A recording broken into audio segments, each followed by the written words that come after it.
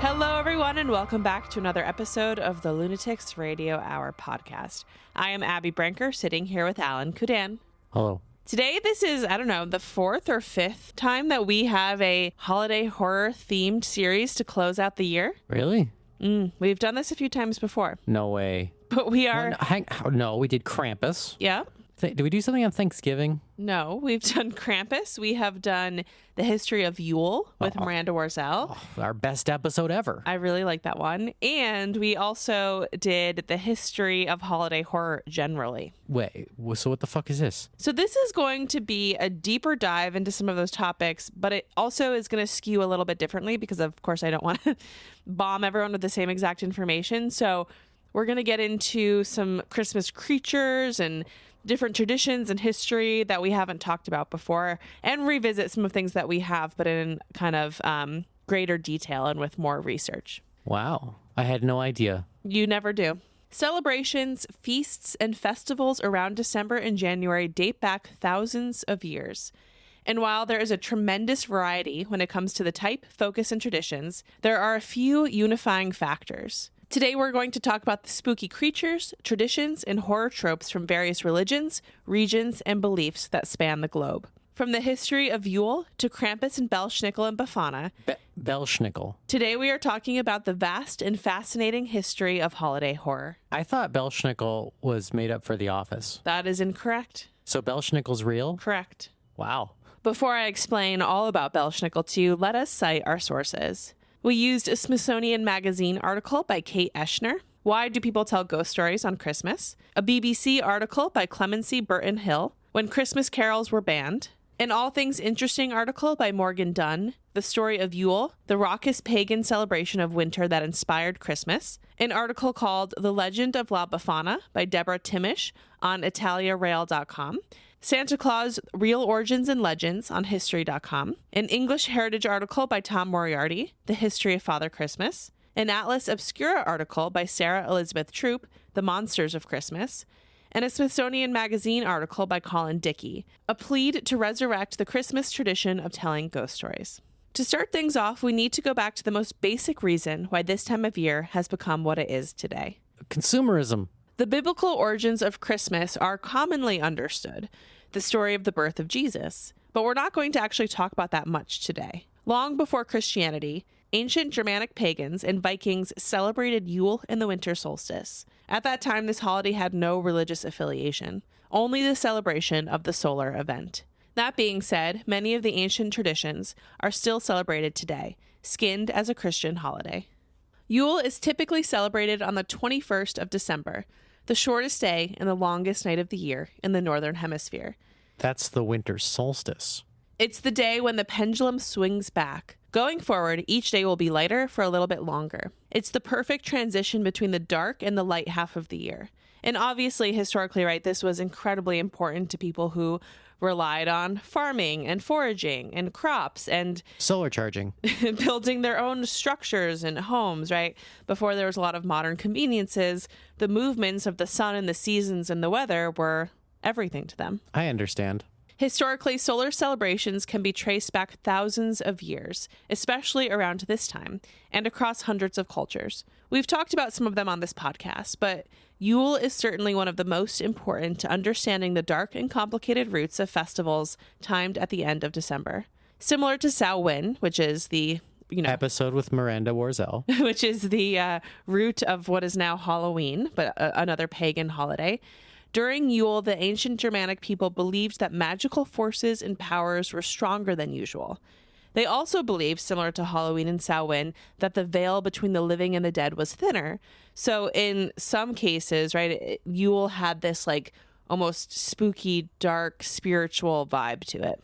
As Christianity began to spread across Europe, Yuletide and other pagan festivals were either adopted or stamped out entirely. We can trace the word Yule and understand it to mean something very similar to celebration or festival.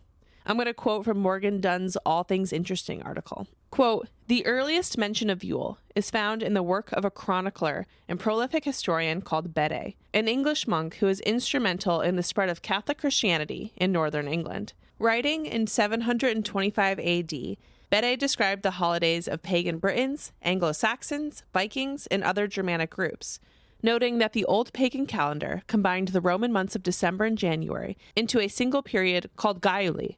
He wrote, "The months of Gyuli derive their name from the day when the sun turns back and begins to increase. In other words, this double month was built around the winter solstice, the time of year when daylight, which decreases steadily during the winter, starts to increase again." End quote. In Nordic regions, people would bring trees into their homes and decorate them with candles or orb-like objects to represent the sun. But why? Because they were worshiping the sun. Like, the idea was, we've made it through the absolute coldest, darkest time of the year. Now the sun is returning again, and we want to worship the sun so that it will come back. In a lot of these cultures, too, it was a heavy, god worship. Like, Odin is very heavily worshipped around this time. He's not associated with trees, is he? No, he's associated with this time of year. Oh. He becomes essentially Father Christmas for a long time, and then Santa Claus. Spoilers, we're getting ahead of ourselves. Some guy chewed me out on Reddit because of that. What? You got into a fight with someone on Reddit? Sure did. Recently this happened? No, this was back when I was reading Krampus. Oh. They're asking for any historical texts that equivocates Odin with Santa. Yeah. And I, full disclaimer, said that this is not a historical text by any means. This is 100% a work of fiction, but it does have a connection, a very strong connection between Norse mythology and what the fuck is Santa mythology called? And then he got real mad because, it wasn't a it historical was not text. a historical text. Yeah. I could not have been more clear, though. Ancient practices of the Yule log were even more poetic, with each spark representing a baby animal meant to be born in the spring. The idea of Christmas elves were invented in the U.S. in the 19th century. There's nothing really historic about them. And they also don't really have any clear ties to pagan tradition or any religious lore.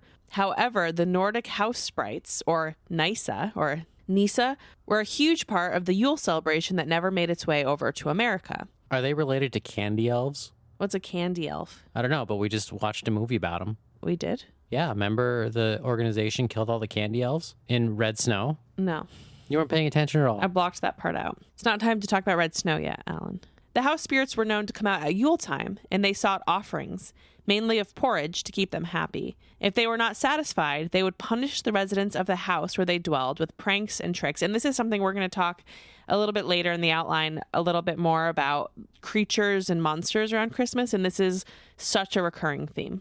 There is a movie about this exactly, called There's Something in the Barn. Alan's done a lot of holiday horror watching. I have. Where there is do they call it an elf or a gnome? It's one or the other. They look like the very stereotypical garden gnome with the little red cap, you know? Yeah. I think it's an elf though. I think that's what they call it. It takes place in Norway. You have to do all these things there's a very, very rigid set of rules that you have to follow to keep your barn, it's an elf, your barn elf happy. Okay. And then he'll do little things and help out around your farm. But if you don't do the things, then he'll cause all sorts of mischief. And if you really fuck up, you forget to leave out his Christmas porridge, then, he might bring out the chainsaw. It's always fun when you're, watching movies and then you go back and actually learn that it was a bit researched. It's the whole point of this podcast. Well, maybe, but, it's fun. Yeah, it's very fun. I agree. So everyone check out There's Something in the Barn. It's great. In the 19th century, the Nisa developed into gift givers, and they are often portrayed to be similar to Santa in that way, bringing holiday gifts to family members. But dating back even before it was believed that Nisa brought your holiday presents, the Nordics believed that the Yule goat would deliver them. The Yule goat? Yes. What does the Yule goat look like? So the Yule goat would be sort of men who would dress up as this, goat and walk through villages and towns, and they would sing and perform skits. Skits.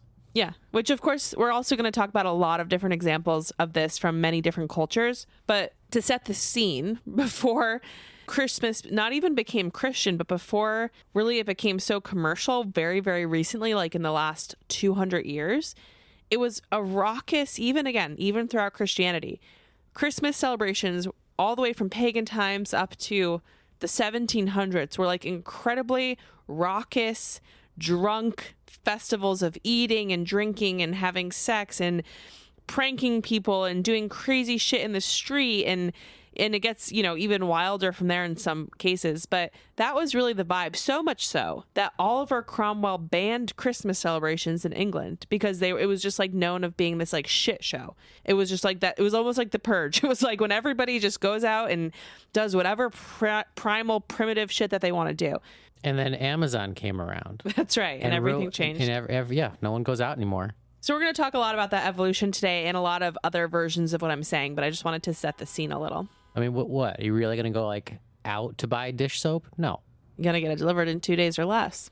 So many people believe that the Yule goat is derived from either Thor, who is known for his goat-drawn chariot, or from the ancient harvest traditions. This lore is especially prominent in Sweden.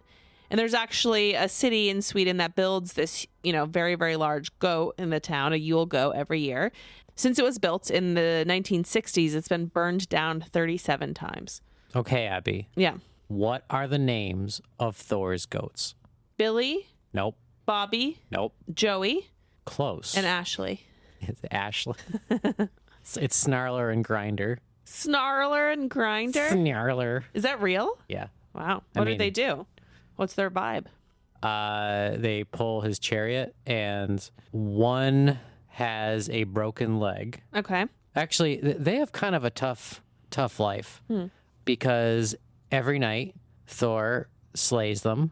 Jesus. And eats them. Yeah.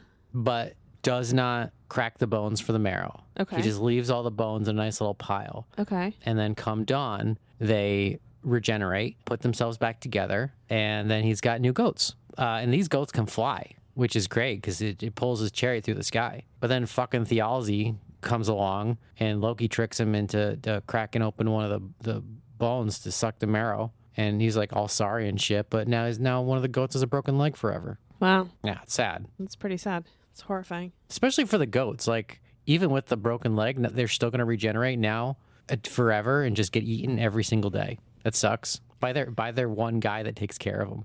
That's pretty shitty. It's pretty shitty. The Vikings celebrated Yule in their own way. Quoting again from the All Things Interesting article, quote, "The rites, ceremonies, and festivities of Yule were rife with references to important gods of the Old Norse and Germanic pantheons. Most significantly, Odin, one of whose names was Jolnir, which indicates a connection to the holiday of Jol, or Yule. To ancient Vikings and Goths, the period prior to Yuletide was a time of heightened supernatural activity. Undead creatures called Dragor wandered the earth. Magic was more potent, and Odin himself led a ghostly wild hunt across the night sky. To appease restless spirits and gods alike, the Vikings held ceremonies that included sacrifices of various plants, animals, and beverages," end quote. The celebrations typically kicked off with Mother's Night, which included the sacrifice of a boar to the goddess Freya and her brother Freyr. Before tasting the meat, Viking men would put their hands on the animal and swear oaths that ranged from very serious to very, very absurd and outrageous. What's an example of the absurd and outrageous? Like, I hope my hair goes pink next year. And everyone just kind of looks at you with blank stares. And it's like, you can do better. This oath swearing can be traced to modern day New Year's resolutions. No, I mean, I think everyone was so drunk because this was such a crazy festival that they just went for it. Okay, let me rephrase. If you had to make an oath on the goat, Yeah, on the board, on the board, excuse not me, the goat. what would your oath be? That's private. You have to do it in front of everybody. I would say I hope everybody has a happy and healthy new year. There have been some claims that human sacrifice was also part of Yule celebrations. And this is actually a bit harder to confirm because many have tried to stamp out pagan festivals over the years. So they had kind of this like unfair, bad reputation, right? Like when Christianity came, they would be like, oh, this is so horrible, these traditions, and violent, which wasn't always the case. So it's a bit hard to parse out totally accurately. But most, I think, historians, or a lot of historians, speculate that there was certainly some of that. Also, as you might have guessed, evergreen trees were a big part of Yule celebrations. Bonfires were intended to keep the darkness away until the return of light in the warmer months. Similar to what we already discussed with evergreens is the Yule log. The Yule log tradition can be traced back to what is now the UK. The Yule log is a log, of course, that has been specially chosen to be burned for Yule. The Yule logs of tradition were so big that it took several days, usually 12, for them to burn in entirety. No shit. Yeah. 12 days to burn a log. Right. So, you It's know, like a tree? it was, yeah, like these huge. Still 12 days. And they kind of timed it, I think. There's like a 12, a recurring theme of 12 across a lot of these things. I feel like they've sacked entire cities in less time. Sure. But the purpose of burning the Yule log, do you know what it was, Alan? Warmth.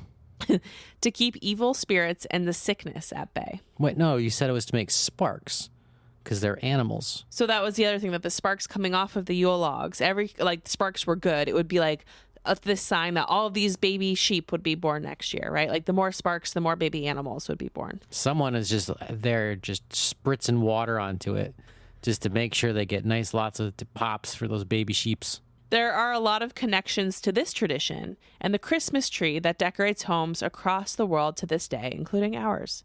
Evergreen trees were brought inside homes and situated generally in the corners. They were decorated with cloth, food, and other bits and bobs. You wanted so badly to put the Christmas tree in the middle of the room. Let's take a step back. First of all, it's a fake tree. Alan won't allow us to have a real tree in our home, which is horrifying because the whole point is that we are bringing in a piece of nature and an actual living evergreen. But we have our nice little New York City fake tree. And I thought it would be nice to put it along the end of the couch. And I guess that was the stupidest thing I've ever said in my life, according to Alan. You can't walk. You could not walk through. You could not get to the couch. Yes, you could. You had to shimmy between the tree and the TV to get to the couch. It's a very small tree. It was a very small apartment. It's true. One of my favorite Yuletide traditions was the wild hunt, or the belief in the wild hunt. It's no mistake that Yule is celebrated on the longest night of the year.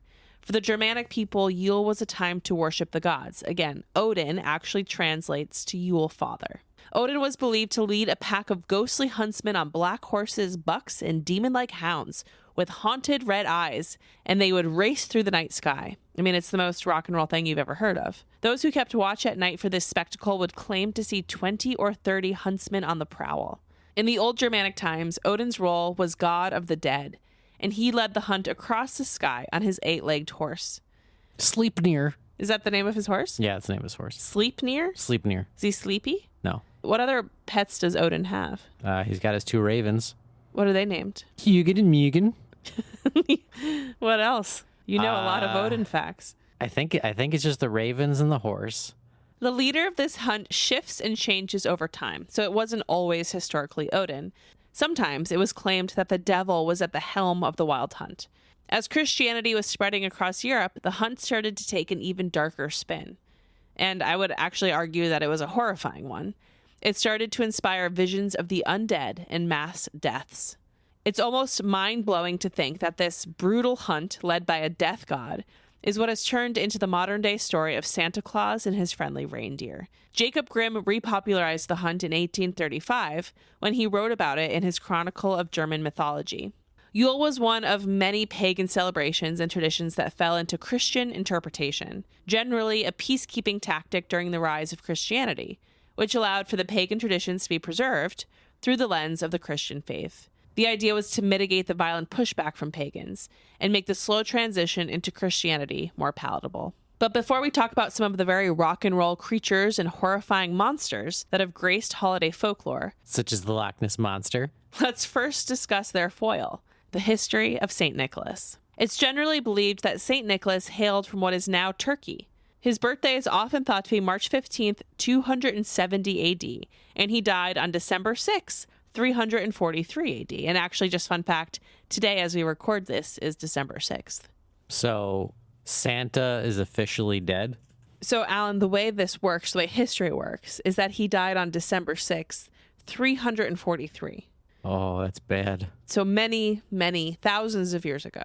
I don't know if everyone knows this. Well, hopefully people under 5 don't, but us adults can handle it. But this death date is very important because it's going to set the scene for a lot of other Christmas mythology that's going to follow. But for now, just remember that his feast is celebrated on his death date, December 6th. He's known as the patron saint of sailors, merchants, children, unmarried folks, toy makers, and archers, just to name a few.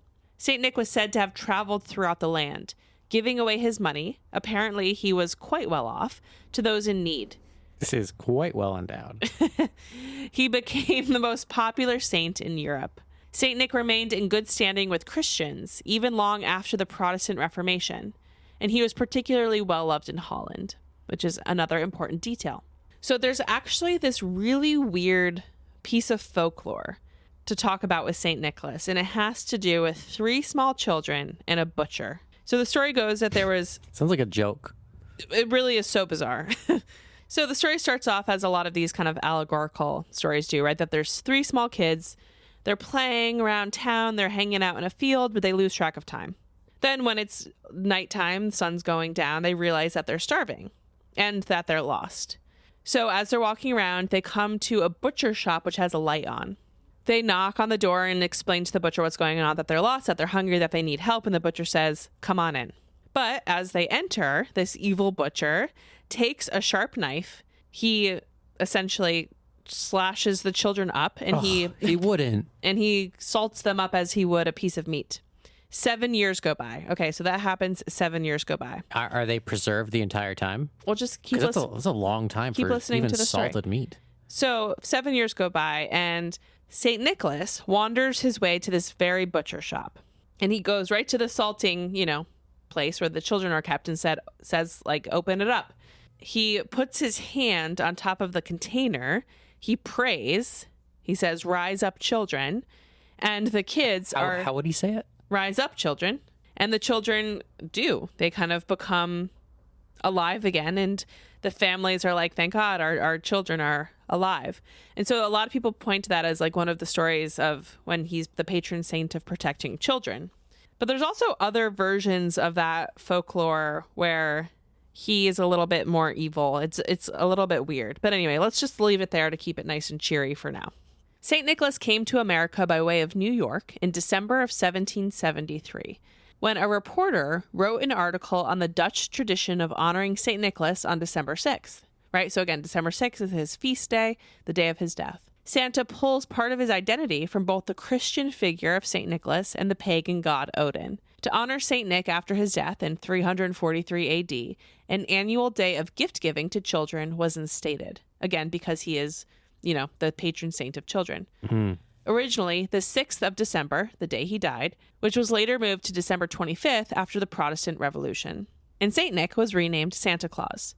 You can see the canvas that the pagan tradition of Odin presented, and that the Christian traditions were painted on top of to create the modern story that we know today. The Dutch would call St. Nicholas Sinterklaas, which is what led to us calling him Santa Claus. Santa Claus. Quoting from the History.com article on Santa Claus, quote, "In 1804, John Pintard, a member of the New York Historical Society, distributed woodcuts of St. Nicholas at the Society's annual meeting. The background of the engraving contains now familiar Santa images, including stockings filled with toys and fruit hung over a fireplace." Fruit? Yeah. Why? Get it roasty toasty. Who roasts fruit? You do. You can't eat fruit raw. I also don't eat fruit roasted. You roast it like on a spit? We'll have to obtain the woodcuts and we'll confirm. In 1809, Washington Irving helped to popularize the Sinterklaas stories when he referred to St. Nicholas as the patron saint of New York in his book, The History of New York. As his prominence grew, Sinterklaas was described as everything from a rascal with a blue three-cornered hat, red waistcoat, and yellow stockings, to a man wearing a broad-brimmed hat and a huge pair of Flemish trunk hose, end quote. What does trunk hose look like? They're pants. They're pants. Yeah. Just pants. They're Flemish pants. Flemish pants. They're very elaborate. Wow.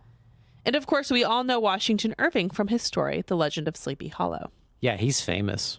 Irving's reference to Santa was part of a movement to shift the core of Christmas celebrations. Again, hold the phone.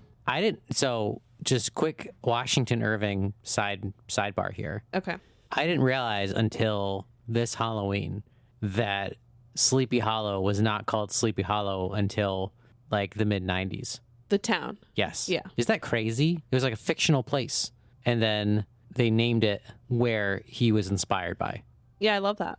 Just into the mid-90s, imagine renaming a town based off a story from the 1800s. It's kind of crazy. It's very fun. It is fun. It seems like it's a fun town. Life is short and you can't take anything too seriously. Irving's reference to Santa was part of a movement to shift the core of Christmas celebrations away from riotous debauchery, often including home invasion, premarital sex, public sexual deviancy, and more. Again, what I was referring to earlier. Most of this comes from traditions around these holiday celebrations. So let's talk about this tradition a little bit more, right, of being totally debaucherous. A lot of this happened under the umbrella of wassailing, a term that is going to come up a few times in this episode. What was the term? Wassailing? Wassailing? Wassailing, wassailing? Wassailing or wassailing? Probably wassailing. Wassailing. Wassailing mostly means house visiting, like caroling, if you will, kind of. So there I was, wassailing. Peasants would bring a wassail bowl, offer a drink to the homeowner in exchange for gifts and food. So kind of if you're wassailing or wassailing, you're walking around with your wassail bowl and you're, offering little sips and drips of liquor and whatever to homeowners. You're going house by house. But in some cases, right, there was kind of like this topsy-turvy day celebrated around this time, I think especially in ancient Rome. And peasants would go into the rich, the homes of the rich and rob them and take their, it was like this backwards day. Fuck yeah, eat the rich. Like The Purge a bit, but only against the rich. You gotta watch The Purge. You got a lot of false assumptions. Who knew what a Christmas movie it would turn out to be? Ancient Rome was known for a similar festival. 1 week before the winter solstice, Romans would celebrate Saturnalia, named for the god Saturn, with celebrations of food and drink. It's described as, quote, a wild and delirious time in a pagan origins documentary on YouTube, a time meant to turn the social order on its head. Right? So the idea was that it was celebrating the disorder of the universe. Heck yeah. The more wealthy Romans had far more serious celebrations. They would worship Mithra, known as the god of the unconquerable sun. We talk about some of this on the Yule episode that we had a few years ago, I think in 2021. But to me, this is like one of the most poignant parts of kind of understanding the very complicated history of this holiday. The birthday of Mithra, December 25th, was the holiest day of the year. So the birthday, right, of this unconquerable sun god was December 25th. Okay. We know Jesus was born in the spring, but this is the exact... We know? Yes. And this is kind of the exact idea that, okay, Christianity was spreading across Europe.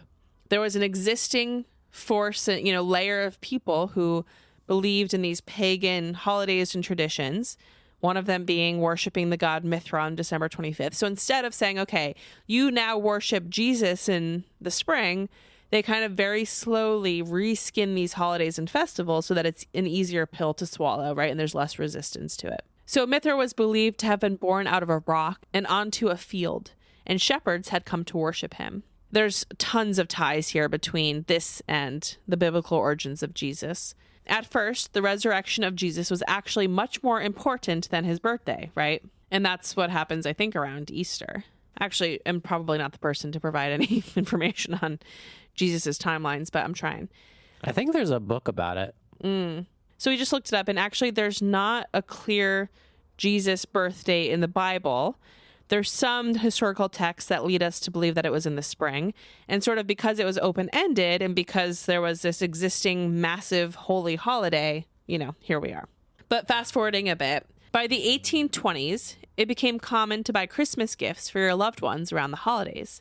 And by the 1840s, some of those advertisements included imagery of Santa Claus. And the imagery of Santa Claus that we know today largely comes from Coca-Cola. Yeah, screw them. I mean, I do love a Coke. Who doesn't? Another fun soda fact. So while we were seeing the hit movie Werewolves, we were at a theater that only had Pepsi products. So naturally, I ordered a Dr. Pepper. Because down with Pepsi, really. And did you know that Dr. Pepper is independently owned by the Dr. Pepper Corporation? I did not. And it's bottled by Pepsi, but it's half owned by Coke. So they're really just this total chaos-free agent that they normally associate with Pepsi, but you could find it anywhere. So we got root beer. We did get root beer. In 1822, 'Twas the Night Before Christmas, a poem by Clement Clark Moore, was released. That's the one with the mouse, right? That's right. The poem gave Santa his supernatural power, right, where he flies to each child's house at night. He gets down their chimney somehow. Like, the poem really, I guess, creates the rules of Santa Claus as we know them today. I'm going to quote again from the History.com article, quote, in 1881, political cartoonist Thomas Nast drew on Moore's poem to create the first likeness that matches our modern image of Santa Claus. His cartoon, which appeared in Harper's Weekly, depicted Santa as a rotund, cheerful man with a full white beard, holding a sack laden with toys for lucky children. It is Nast who gave Santa his bright red suit trimmed with white fur, North Pole Workshop, elves, and his wife, Mrs. Claus, end quote. He gave him his wife? Times were different. This evolution of Santa Claus runs parallel in some ways with the English folklore of Father Christmas. From the 1500s up until the 19th century, Father Christmas was a symbol and not a supernatural mythical entity, meaning he was sort of like an allegorical figure and not so much something that people really believed in. And what exactly did Father Christmas do? Good question, Alan. His main role was to bring cheer to parties and not bring gifts to kids. Wow. Yeah. So he was like a hype man. Again, this was before Christmas as we know it today, right? This was when Christmas was like, let's get drunk. So a lot of what we're about to talk about now, which is a few different versions of kind of like these Father Christmas type beings, the idea was like that they presided over partying. This is mainly because Christmas celebrations up until this point were focused on adults and not families, you know, kids and gift giving and all that stuff. Yeah, those suck. A historic York tradition around this time was called Yule Ridings. It entailed a man dressed up as Yule, as a personified, What would that look like? carrying meat and cakes through town and throwing nuts into the crowd and at onlookers. Get your nuts! I'm picturing it as like the last ghost in a Christmas Carol, you know? Just like a kind of like a jolly man in like a robe who looks like a hunter kind of. Just imagine like, you know, sometimes he's, you know, throwing peanuts. Sometimes it's like, you know, walnuts. And every so often he sees someone he hates. Yeah. And he throws coconuts. In 1572, this tradition was banned because it caused too much drama and was too, quote, rude and barbaric. Yeah, he's chucking coconuts. We should also mention the Lords of Misrule. Wait, why does that sound so familiar? Because we have a body wash in our shower called that from Lush. Yeah, Yeah. that's it. Or known in Scotland as an abbot of unreason. So this was an official who was appointed during Christmastide to rule over the Feast of Fools. Generally, this appointment was given to a peasant, and the results were quite debaucherous, right? So this is somewhat similar to what we just talked about for ancient Rome, where the peasants were given this power. They would invade the homes of the rich. It's kind of the same idea, right? You always make the Lord of Misrule, who kind of gets to be in charge for a day, king for a day, as a peasant typically. These traditions and similar ones of festivals around January 1st date back thousands of years. So the Feast of Fools is more aligned with January 1st. But again, all of this shit is so close together on the calendar, it all has kind of shifted and combined into Christmas as we know it today. January 1st is the Feast of Fools? That's right. It's kind of fun. How do we celebrate? So we celebrate by partaking in like role reversal, right? Oh, a little role play. We can elect a quote unquote mock leader. We can dress up in costumes. We can exchange funny parodies of religious ceremonies. We could dance. We could sing. We could take part in like some lighthearted, very, very vanilla mischief. Such as? I think that's for us to decide. But really what we want to do is embrace the spirit of temporary chaos. Temporary chaos. Yep. Okay. Should we start celebrating? I actually think this is quite fun. It does sound pretty fun. We really got to flesh this out, though. I really need some clarification on, you know, what is light mischief. Well, I think we're not going to hurt anyone. We're not going to kill anyone. Right, but it's like maybe we'll peanut toilet butter. paper somebody's bathroom. Toilet paper someone's bathroom? Yeah. Or like we don't have yards here. Who the hell toilet someone? That just looks like someone got a lot of control. No. Okay, well, we like flip everyone's furniture upside down. Wow, I was thinking like peanut butter on a door handle. Is that too much? No, that's okay. I mean, it depends on the person. It's fucking dogs love it. Unless that dog has a peanut allergy.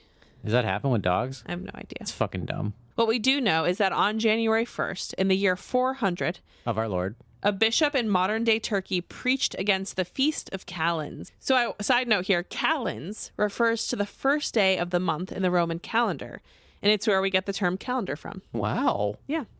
But anyway, the bishop took issue with the feast. His sermon talked about the mock king from antiquity and the tradition of the feast, which included children visiting different houses and exchanging gifts for rewards.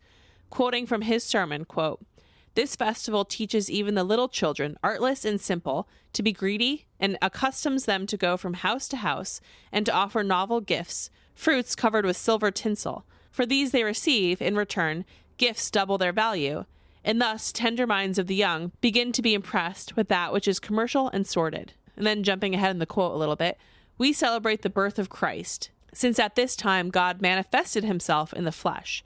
We celebrate the Feast of Lights, Epiphany, since by the forgiveness of our sins, we are led forth from the dark prison of our former life into a life of light and uprightness, end quote. I also have one more quote for you from the Feasts of Misrule. Please go on. This one is from the 1600s in Tudor England. John Stowe wrote this in his Survey of London from 1603. Again, this is about the Feasts of Misrule. Quote, "In the Feast of Christmas, there was in the king's house, wheresoever he was lodged, a lord of misrule, or master of fairy disports. And the like had ye in the house..." Sorry, this is in like Old English, so bear with me. You just got to do the accent. "And the like had ye in the house of every noble man of honor or good worship, And the like had ye. or his spiritual or temporal, amongst the which the mayor of London, and either of the sheriffs had their several lords of misrule, ever contending without quarrel or offense, who should make the rarest pastimes to delight the beholders. These lords, beginning their rule on Allhallown Eve, which is pointed out to be Halloween, continued the same till the morrow after the Feast of Purification, commonly called Candlemas Day, in all which space there were fine and subtle distinguishes, masks and mummeries, with playing at cards for counters, nails and points in every house, more for pastimes than for gain," end quote. The custom was banned in England in the 17th century. Why? Because it was too chaotic. Sounds fun. And in the 19th century, there was a shift to more of a religious form of worship. We talk about this tradition a bit in our History of Yule episode from 2022, I guess, which really goes into the pre-Christian pagan celebrations in a deeper way. I would suggest listening to both episode 52 and 92 for more on some of these topics. But let's talk about a creature who has become a figurehead for Christmas horror. Rudolph. Traditionally, across Austria's Alpine folklore and some parts of Germany, Krampus was said to visit children on the night of December 5th, the day before the feast of St. Nicholas. While well-behaved children would be rewarded with gifts and treats from St. Nick, Krampus was known to punish bad children. Again, get ready for this theme to recur over and over again. Dude, we had a whole Krampus episode, right? We did, but it was like episode 5. It was horrifying. Was it over Christmas? Yeah. That's good. Yeah, I think so. Many believe Krampus dates back to pagan times. In some ways, Krampus is similar to Germany's Belsnickel, except that Belsnickel works alone, without St. Nick hovering over his shoulder. So, right, Krampus and St. Nick are sort of like a good cop, bad cop sort of pairing. Belsnickel is a single man on his own. Belsnickel is all alone. That's right. Krampus is believed to be inspired by other earlier creatures, mainly Perchen and Straggle. Percha is a figure that fits in the same mold as many of these other holiday creatures do. On New Year's Eve, Percha is said to roam around and punish those who have misbehaved and reward well-behaved folks.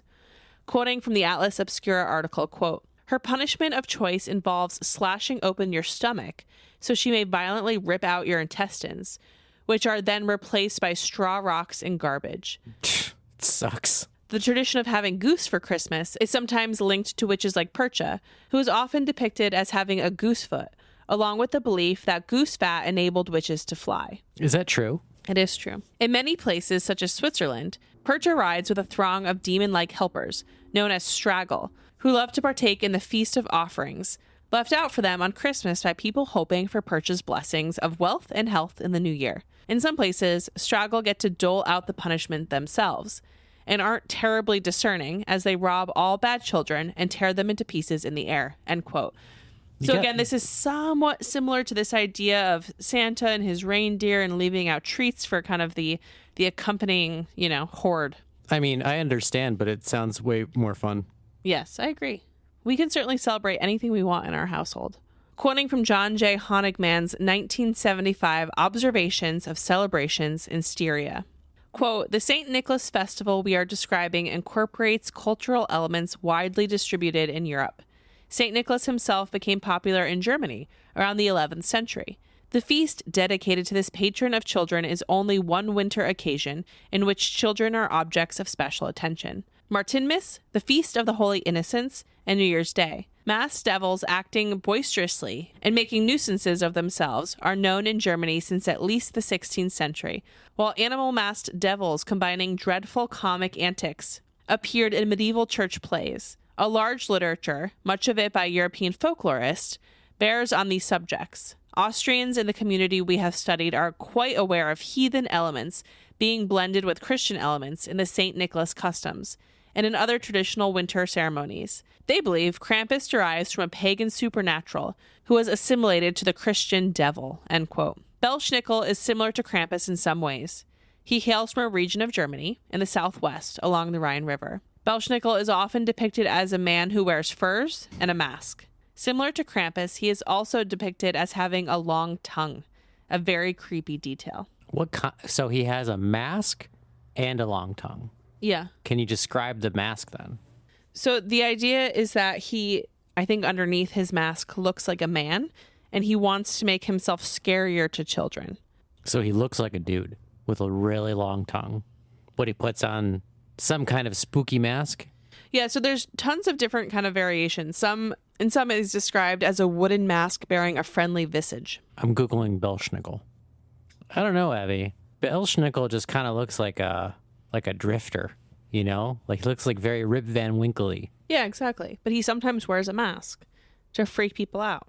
And I think that can kind of depend on region to region or year to year. I understand.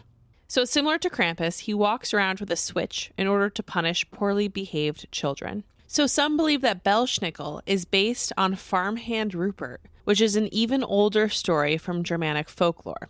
Farmhand Rupert is an associate of St. Nicholas. Rupert dates back to the 17th century in written texts, and he was an incredibly popular figure locally, but isn't broadly known outside of the region. And you kind of get that where you have all these different versions and they're very like hyper localized, but generally have very similar characteristics.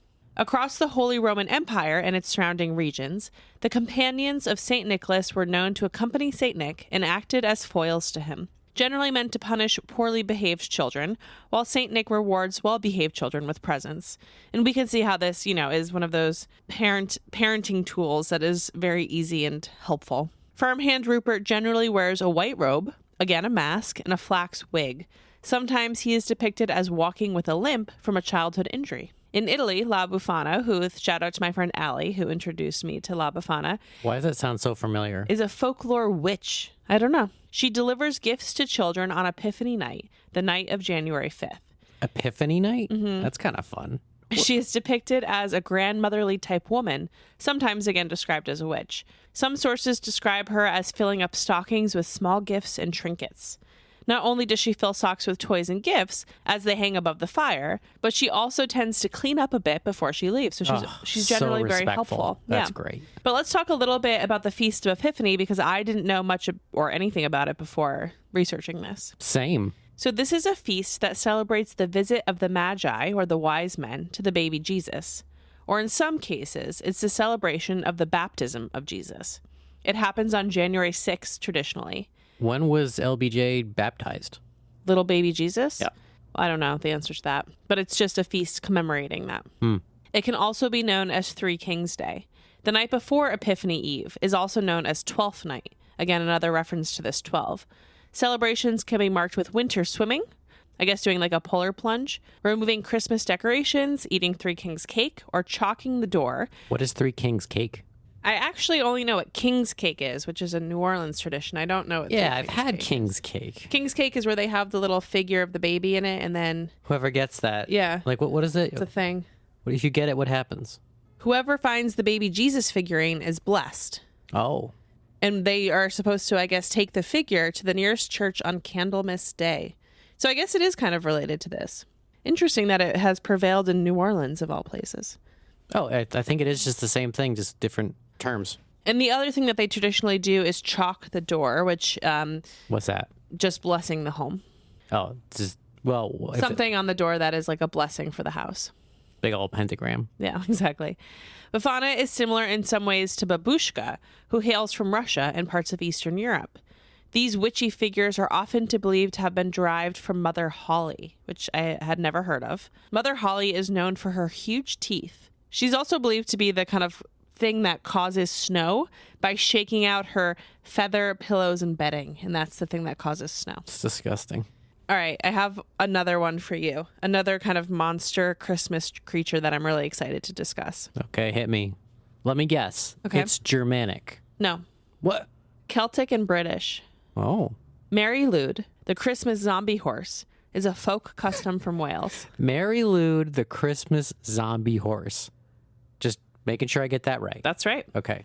In Celtic and British folklore, white horses were believed to be able to travel to the underworld, suggesting that the white color of this horse isn't arbitrary. Quoting from a Wales.com article on the history of this folklore, quote, "The origins of Mary's name are, like the horse herself, deeply mysterious. One Welsh translation of it, Grey Mare, connects it to the heritage of pale horses in Celtic and British mythology, many of whom can cross over to the underworld. The other translation for Mary Lwyd is Grey Mary. Some scholars have linked her to a legend connected to the Nativity story, a pregnant horse sent out of the stables when Mary arrived to have Jesus. She spent dark days roaming the land, trying to find somewhere new to have a foal. Many Mary fans believe the character to have come from pre-Christian pagan origins, however. This is impossible to prove, but there's definitely something timeless and terrifying about her," end quote. The first recording of the custom dates back to 1800, from J. Evans' book, A Tour Through Part of North Wales. In practice, Mary Lwyd takes the form of a horse skull attached to a hobby horse pole and fitted with a white hood or sheet. And in case you aren't familiar with a hobby horse pole, just look up hobby horsing because it's a whole sport. Yeah, it's hilarious. Also, the pictures of the Christmas zombie horse are amazing. Yeah, she's very cool. People just like dressed up, in like a traditional ghost costume with a big white bedsheet with a actual horse skull pointing out the front and someone leading them around by a leash like it's a fetish. Yeah. It's kind of weird. Yeah, it's wild. The puppet is taken around the town, along with other similar figurines, like a jester sometimes. This usually happens between Christmas Day and Twelfth Night. Mary is dressed up in lights and colorful seasonal decorations. Each time she and her entourage arrive at a house, traditional songs are sung and a battle of wits takes place. Mary and her entourage try to gain entry to the home by exchanging rhyming insults with the residents. If Mary wins, the house is thought to have good luck for the year to come. So you want to let her win. How does the competition work exactly? They come up to the house and the homeowners, they kind of go back and forth with it's like a roast, but it's like rhyming. A rap battle, if you will. A Welsh Christmas Day rap battle of wits. Got it. But you got to let them win. Well, yeah, if you let her win, then you have good luck. But is it obvious? Like, can you just let her win off the bat? I don't know the nuance of it. I imagine it's more fun to put up a little bit of a fight. Absolutely. But then what if you put up too good of a fight? I know. Shit. There are also a few Scandinavian monsters to mention. Grilla hails from Iceland and truly scares me to my core. Gorilla? Gryla. Okay. Gryla? Not a gorilla. Not like the big primate. No. I'll tell you about her. She is a giant angry troll who is always starving for children. On Christmas, she is known to come down from her mountainous home and hunt for children to eat, especially poorly behaved ones. Once she finds them, she throws them in a sack, brings them to the mountain, boils them, and turns them into a stew. Her sons, 13 of them, are known as the Yule Lads. Yule Lads. They're just a bunch of Yule Lads. And I assume they're trolls as well. They are described as similar to Snow White's dwarves. The Yule Lads each have a special defining characteristic. Quoting from the Atlas Obscura article, quote, "Most of them are depicted as mischievous pranksters and petty criminals. Icelandic children are visited each night on the 13 days leading up to Christmas by a different Yule Lad, including such charmers as Sheepcoat Clog, a peg-legged sheep fancier. What? You heard me. Gully Hawk, who hides out in ditches and gullies and waits for an opportune moment to run into the cowshed and lick the foam off the milk in the milking buckets. Fuck. Stubby, whose name denotes his stature as he is unusually short. Spoon Licker, a licker and thief of spoons. You fucking spoon licker.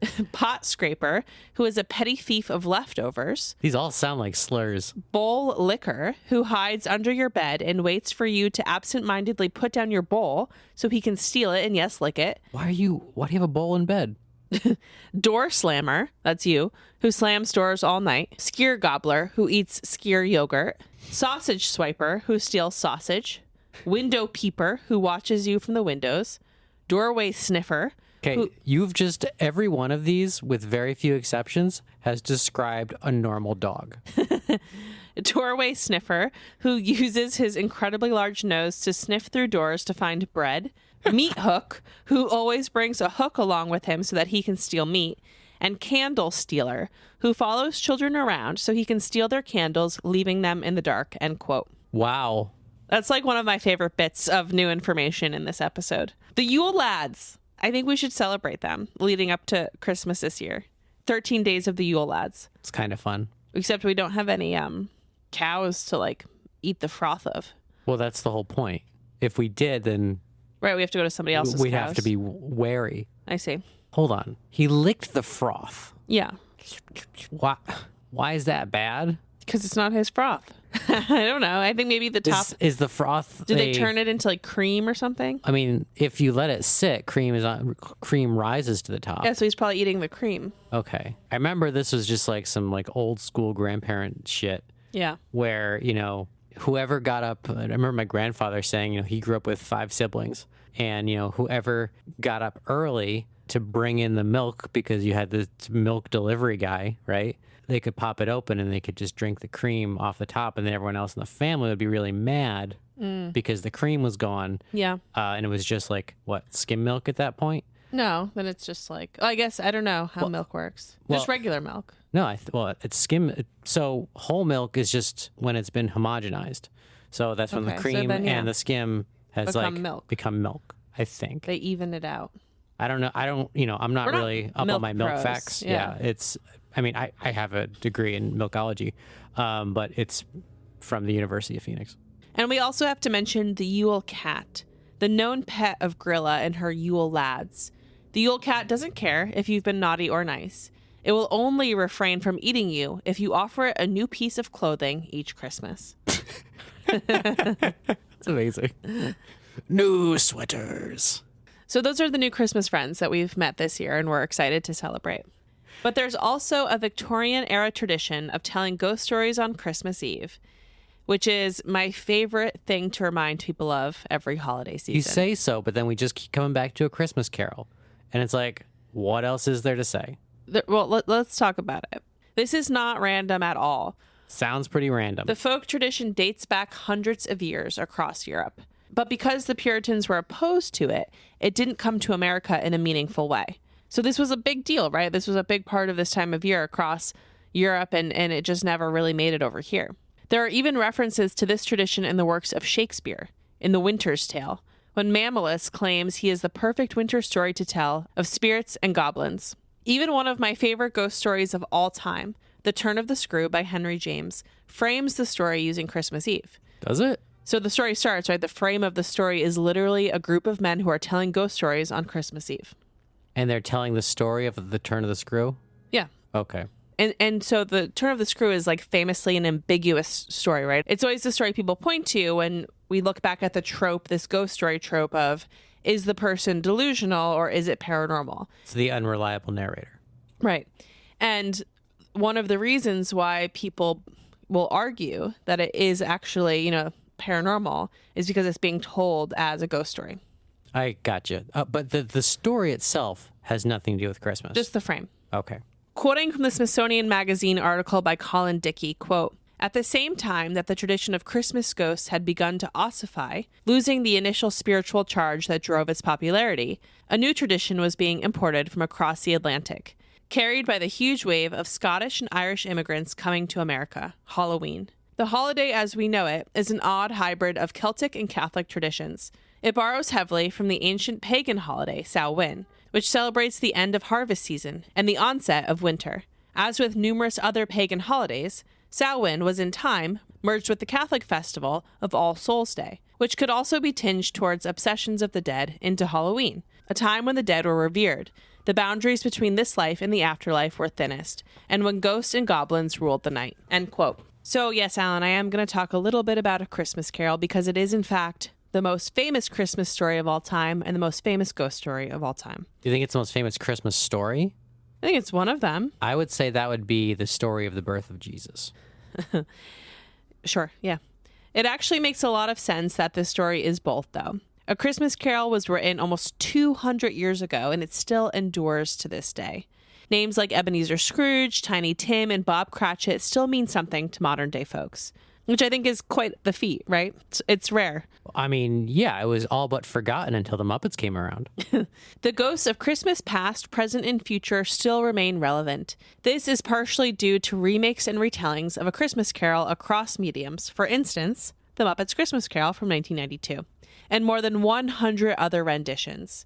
And at least 20 TV shows have used the format for episodes, right? So they kind of have their own spin on the same format. That might be Michael Caine's best work. I don't disagree. Charles Dickens was born into a middle-class family in 1812, and his father was taken to a debtor's prison by the time that he was 12 years old. Dickens was forced to sell his beloved collection of books as a way to bring in money for his family. And he also had to drop out of school and start work at this very rat-infested shoe blacking factory where they made shoe polish. As an adult, Dickens became a fairly prolific author.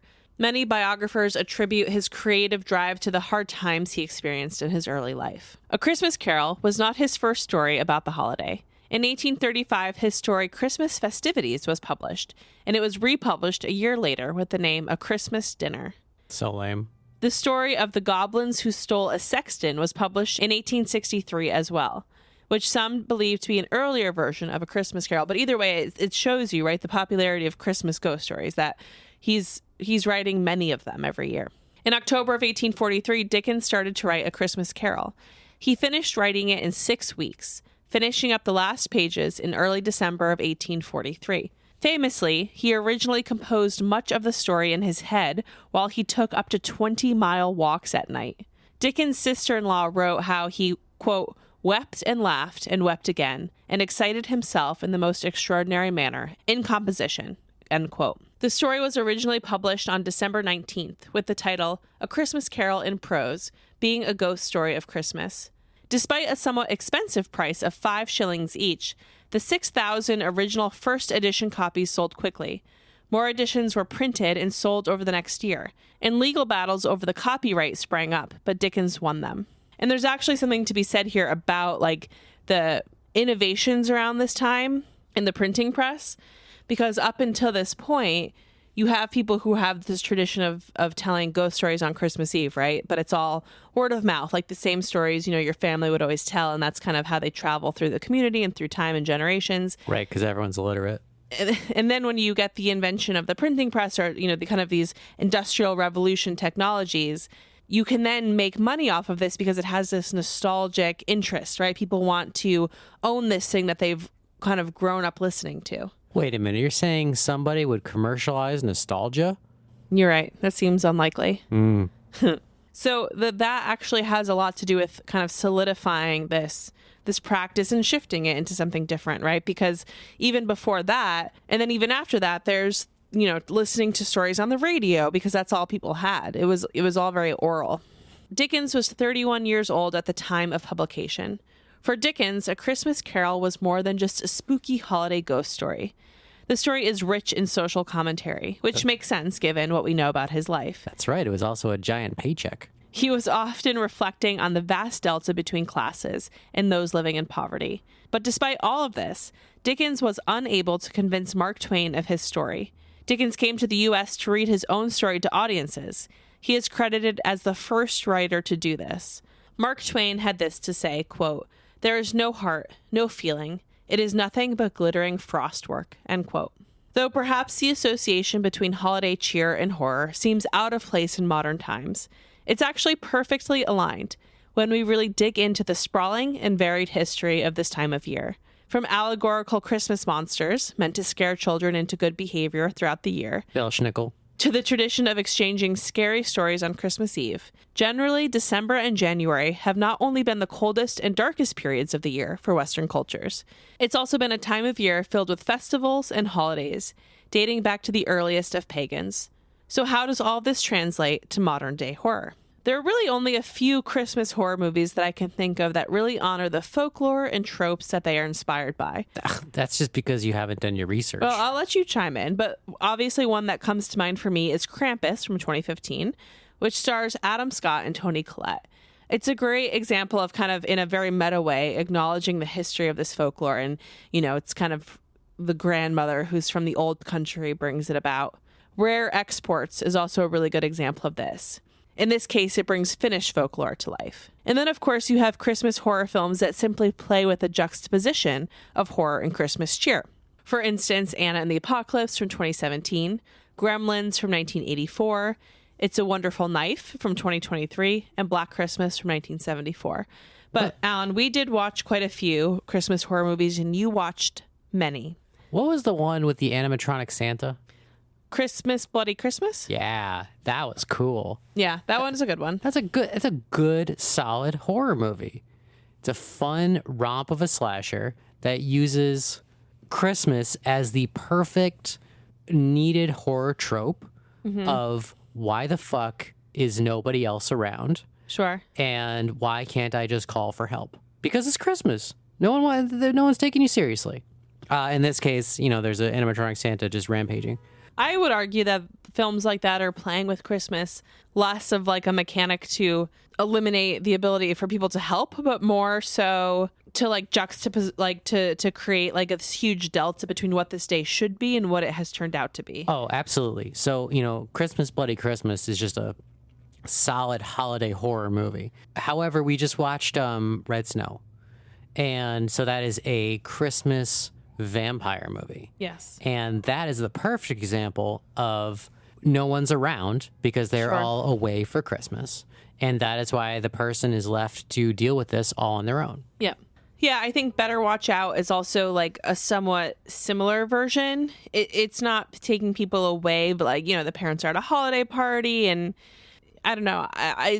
That one I think particularly plays with the delta a bit because it's also, I don't want to give anything away about it because I think it's an interesting watch, but it also I think is trying to just every step of the way surprise you. Yes, and it does such a good job of it. Yeah, so much so that I'm kind of uncomfortable with it. It's amazing. Honest. It's a great movie. Don't listen to it all.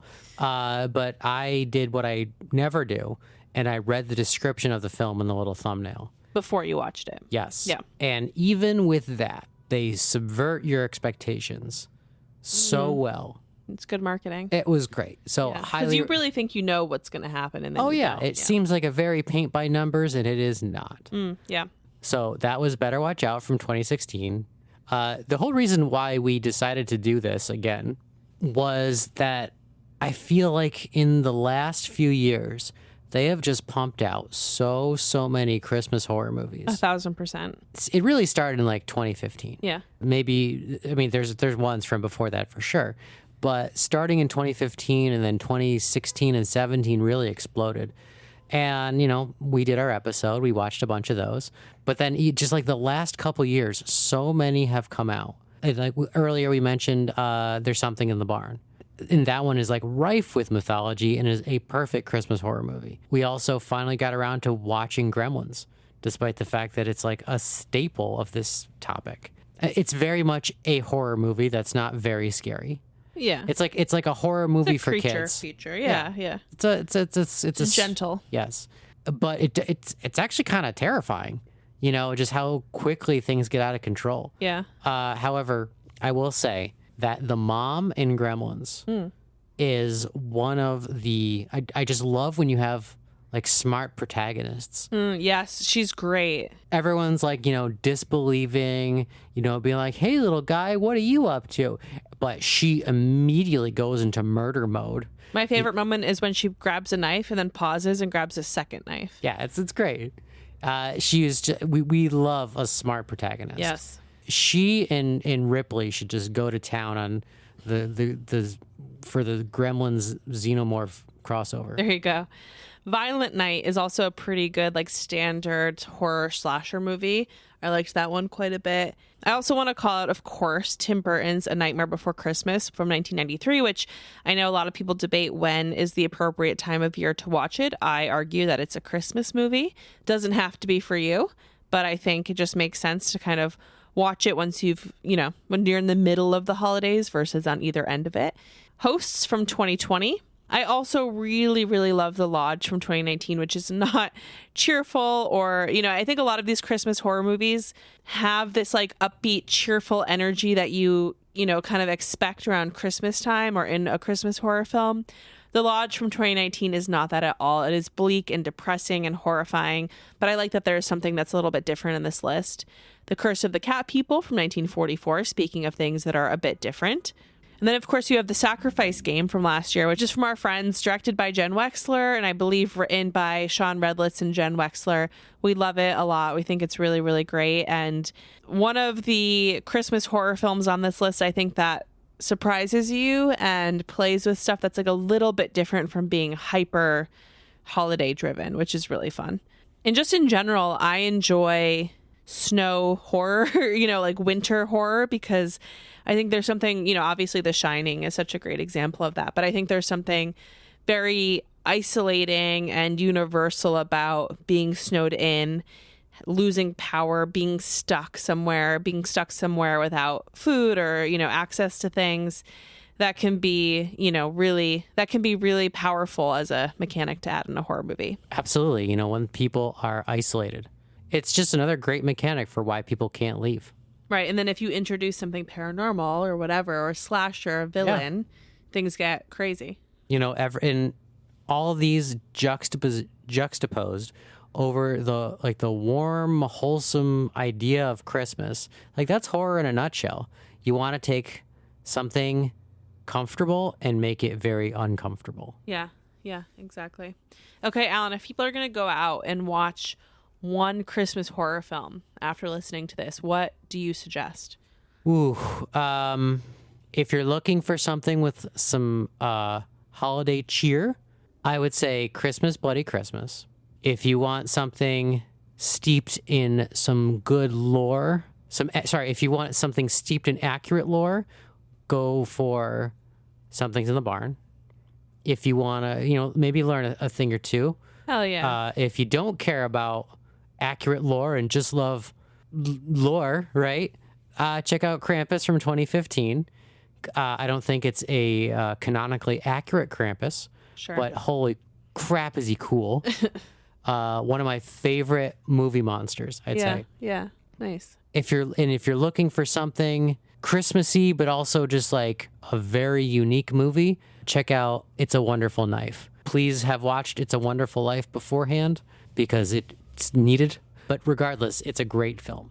Yeah. And then the two that I would just throw in there as well would be Rare Exports from 2010 is so good. Very, very unique. And again, it's Finnish folklore. So it's something, if you haven't, I think it'll be net new to a lot of people. It's not folklore that is, very broadly understood. And the other one that I'll mention is Anna and the Apocalypse from 2017, which is so fun. It is a musical zombie Christmas movie. The music's actually really, really good. I saw it in theaters when it came out, and it's one of those films that has stuck with me. And I think it's a great, great, great film. Super fun to watch. It feels festive and terrifying. And if you like musicals, it's a no-brainer. Well, my friends, happy holidays for those who celebrate. And if not, and for those who don't, I hope you have a cozy and warm winter season. As is the tradition of the folklore that we have talked about today, we are going to present 4 spooky holiday-themed stories for you that will come out right before Christmas Eve so that you can take part in the age-old tradition of listening to some friends tell Christmas ghost stories on Christmas Eve. Thank you so much for being here, and we'll talk to you in a few weeks. Bye. Bye.